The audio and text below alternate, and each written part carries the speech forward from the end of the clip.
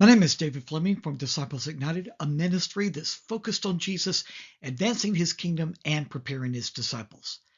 Now, we've been studying a godly life. In other words, how do we live like Jesus?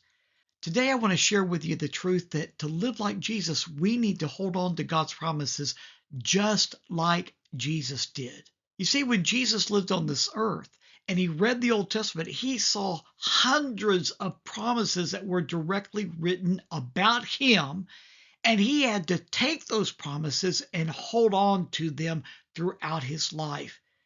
Jesus often went through circumstances where it looked like these promises would never be fulfilled. But what did he do?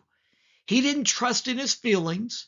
He trusted in his Father. Now, one of these promises is found in Psalm chapter 2, verse 8, where the Lord spoke to his Son and said, "Ask me, and I will make the nations your inheritance, the ends of the earth your possession."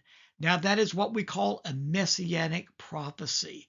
It was a promise that God gave his Son, the Messiah, Jesus. But what did Jesus do?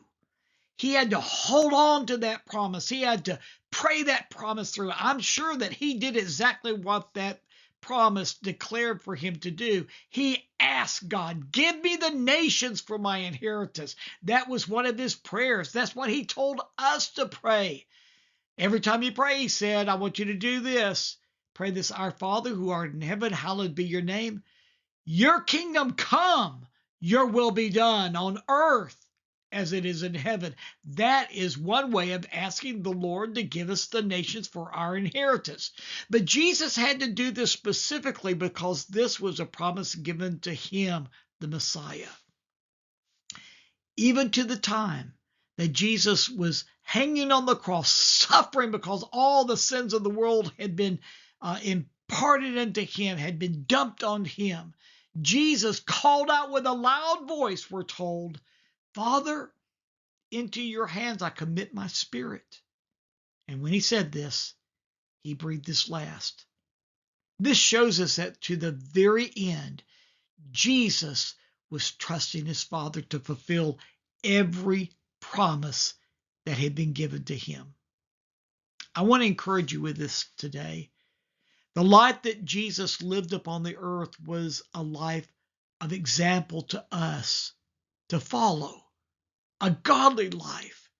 And part of a godly life is holding on to God's promises, even when circumstances give us no reason to believe that they'll ever be fulfilled. We don't look to circumstances. We don't look to our feelings. We look to God's word that is full of promises that God has given to us.